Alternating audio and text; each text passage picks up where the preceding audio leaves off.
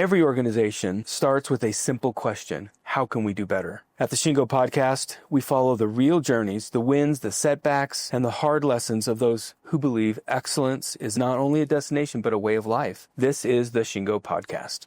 Today, we are thrilled to welcome Lacey Garner to the podcast. Lacey serves as the U.S. modeling leader within the global modeling and implementation team, bringing years of expertise and cloud-based technology to the space.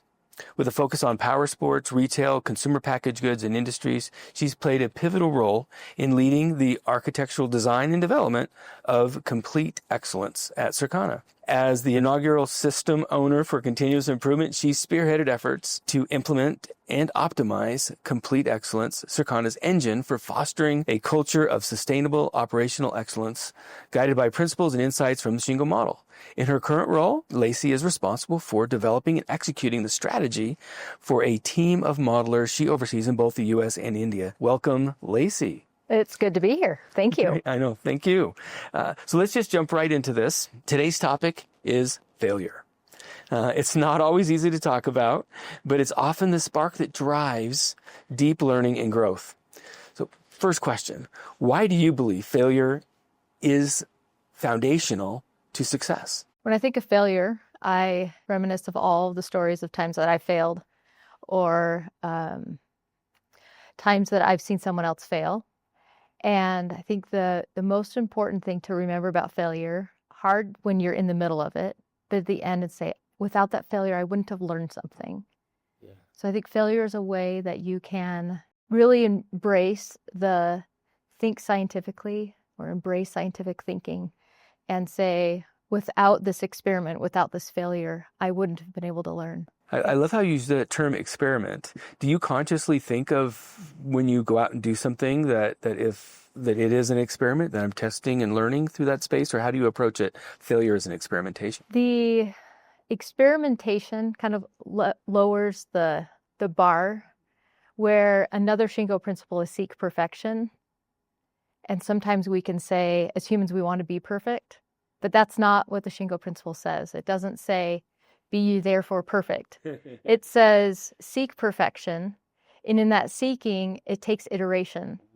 So when I'm working with my team, and we may be trying something for the first time, or trying to understand why something isn't working right, it's like, what do we want to try? And that just opens up the space to be innovative, and it opens up the space to think without all the pressure of thinking, this one has to be it. You're like, you know what? Yeah. If this doesn't work, we'll learn and we can try again. That really brings up a great point. In your career, have there been moments, either at Circana or earlier, where failure ended up creating a breakthrough or opening a door to something that was even better? I would say in early days of us trying to figure out how to apply the Shingo model and lean concepts to a business not traditionally thought of as that lean would apply. What we build and what we manufacture, you can't see. It's big data. It's in the cloud, but it transforms. It starts from one point to the next. So we said, well, why not have this help us? Because we had plateaued in our results and we wanted to make improvements, and we wanted to have something guide us. And so we found the Shingo model. And something we didn't have in place when we started was a tiered management system or a daily management system. We saw the promises of what it could do, and so we wanted to implement it in our organization.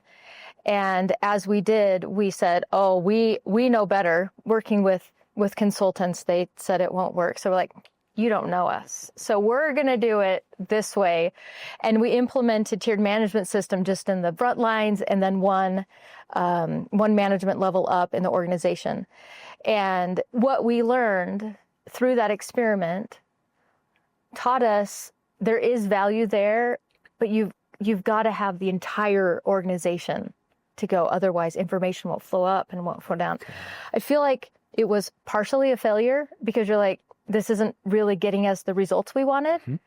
But we learned the importance of it to keep going and said, okay, we've got to adjust what's going on. Yeah. And so I would say failure for us because it didn't get us to the finish line, but it got us to know that it worked, but then we just needed to tweak it. I love that. So, I love that story. You know, in that story, it made me think a little about some of the culture that must exist in your organization. Yeah. Because often organizations try to avoid failure, or they hide it. They try to, sugarcoat it, however you want to call it. How do you build a culture where failure is seen as part of the learning process and not a sign of weakness or bad? Raise your hand and say, I screwed up. So there are times when I think I know the answer to something, or I make a call without verifying with someone that is a little close to the information. And when it comes back that it might not have been the right thing, or there was an element that I was missing in an email or on a call, wherever I am, I was like, man, I missed something. Because I am not perfect. I realize that people look to me and will follow my example. So if I myself am unwilling to say I messed up, then you prevent losing all of that time where someone's trying to hide it or really guess, and then you don't build trust. And so I try to be an example of just being the first one to admit that I messed up.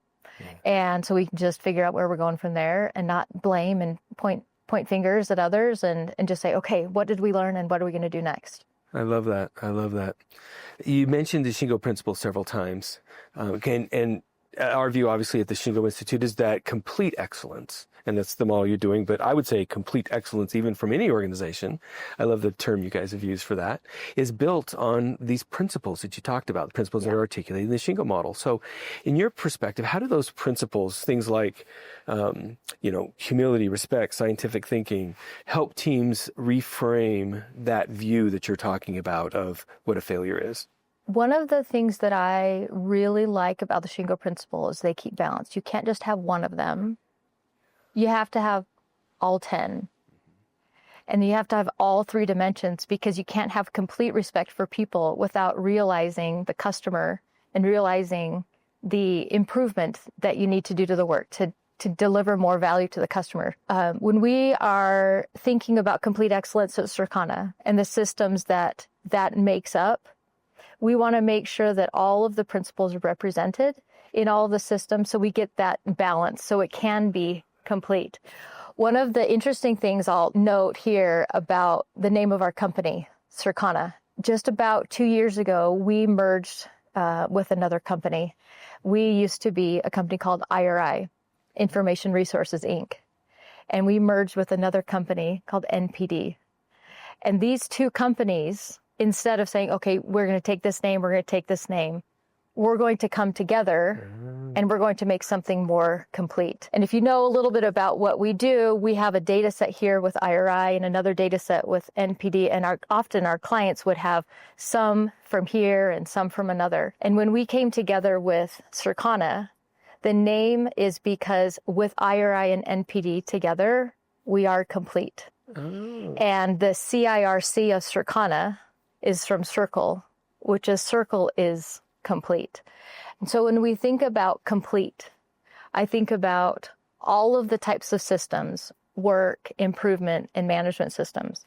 I think about all of the Shingo model, and I think about all of the Shingo principles.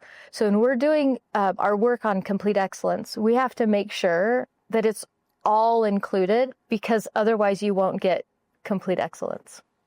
I love that. Wow, great work. So give some advice for our folks that are listening to this podcast, for leaders who want to encourage more openness and experimentation. What advice would you give? One of the ways that I found to to encourage ideal behaviors is to look out for them and then recognize them and name them. We have adopted Shingo principles, and we've called them our own. We call the Circana behaviors. And you see Shingo all over it. And so in our recognition, when we're talking about it, you pick a Circana behavior that you saw that person emulate, seeking clarity, or committing to each other. And so when you are outlining that behavior, we want to say, what did that person do that emulated that behavior? And there's just this role of momentum that can happen. And so recognizing specific behaviors, and others will hear that, and it will just naturally snowball into more ideal behaviors. So you're hinting a little bit on my next question, and it makes me think about the role that you play as a leader in modeling and supporting this mindset where failure leads to learning. You touched on a little bit, but tell us a little bit more about how you model that and support that mindset. One thing that I'm working on right now is to be more of a coach as a leader, as opposed to a teller. I'm going to tell you what to do because I'm the smartest one in the room. I am not the smartest one in the room. I actually lead a team that I couldn't do what they do. They are brilliant analytical thinkers that know how to write code, know how to write analytical statements that I understand the concept of, but I couldn't do the work, which has forced me into an uncomfortable situation where, like, I need to help and lead a team that's much smarter than I am. And I have found the more that I ask really good coaching questions, open-ended questions, to really seek to understand, really hear them and value them, it unlocks what they already know how to do. They just might have gotten stuck. I want to be the type of coach that unlocks the potential in other people and what the possibilities of our tools can do and the power of the systems that we have in place. And so studying and practicing the art of coaching and not falling into that trap of just telling people what to do. Great. You get that like dopamine rush, but it's the wrong type of rush. So when I reflect, I say, didn't do so great today. But always striving for that type of interaction with others and with my team. Thank you so much. That was awesome. Any final thoughts you'd have for folks today around this topic of, especially someone who could be in the middle of going through a transformation, which you've already started and maybe a little bit ahead of, the ways that they can embrace failure? Any final thoughts relative to this idea we've been talking about today? Early on, I got some advice from people that I've met at Shingo conferences, and I've picked up a couple of nuggets. One nugget is to be really clear where you're going and why, and make that really apparent, because others want to follow, but they need to know where you're going, and they'll get on the bandwagon and just go with you. And the second key point that I try to keep in mind is identify what ideal behaviors are and what makes them ideal. What is the behavior that you need to see in order to get the ideal result? Like we learned from the insights. The more clear you're on where you're going and why you're going there and what it looks like to be on the path, you're more likely going to have others that join you, because it's just, they want to be a part of it because they buy into that why. They understand the why and they want it too. So clarity. Lacey, thank you so much. It's been a pleasure catching up with you today, and we'll talk again. All right. Thank you so much.